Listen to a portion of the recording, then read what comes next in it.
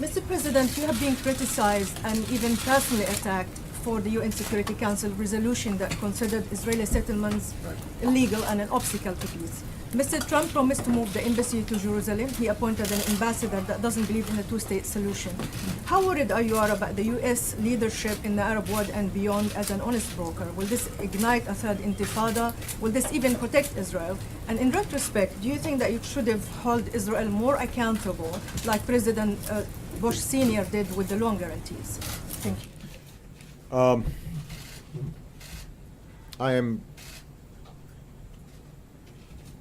I continue to be significantly worried about the Israeli-Palestinian issue. And I'm worried about it both because I think the status quo is unsustainable, that it is dangerous for Israel, that it is bad for Palestinians, it is bad for the region, and it is bad for America's national security. And I came into this office wanting to do everything I could to encourage serious peace talks between Israelis and Palestinians.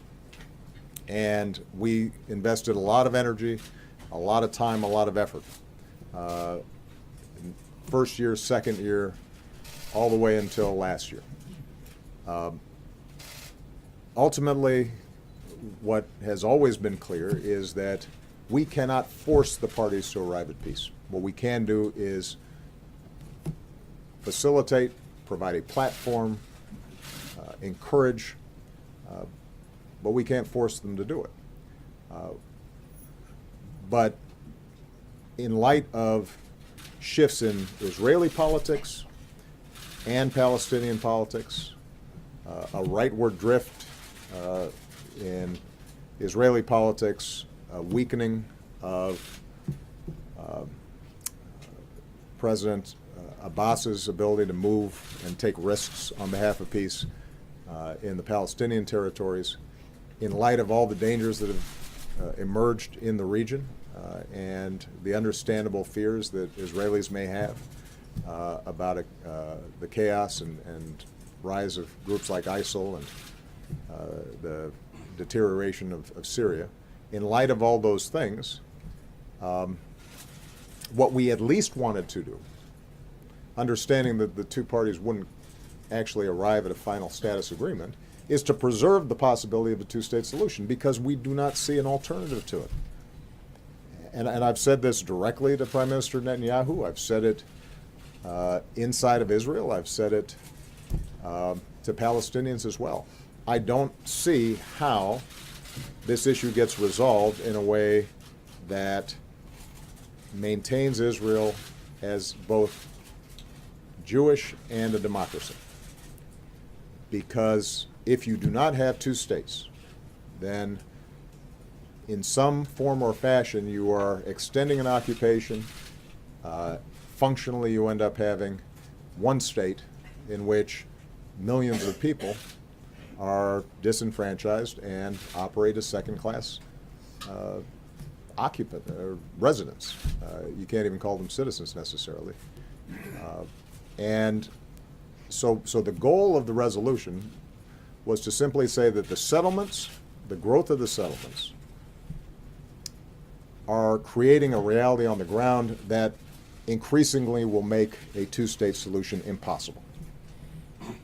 And we've believed, consistent with the position that had been taken with previous U.S. administrations for decades now, that it was important for us to send a signal, a wake-up call, that this moment may be passing. And Israeli voters and Palestinians need to understand that this moment may be passing.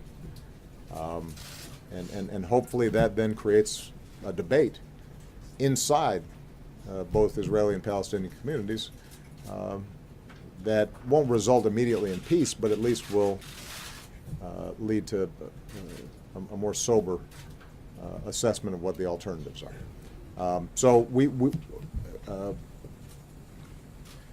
the president-elect will have his own policy. The ambassador or the candidate for The ambassadorship obviously has very different views than I do. That is their prerogative. That's part of what happens after elections. And I think my views are clear. We'll see how their approach plays itself out. I don't want to. I don't want to project today what could end up happening, but obviously it's a volatile environment.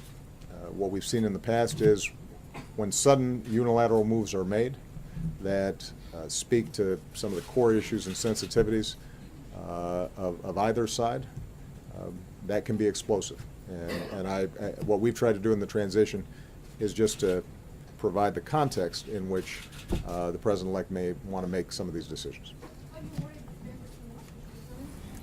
Well, that's part of what we've tried to indicate to the incoming team in our transition process is pay attention to this, because this is volatile stuff. People feel deeply and passionately about this, and as I've said, I think many times, the actions that we take have enormous consequences and ramifications. We're the biggest kid on the block, and I think it is right and appropriate for a new president to test old assumptions and re-examine the old ways of doing things.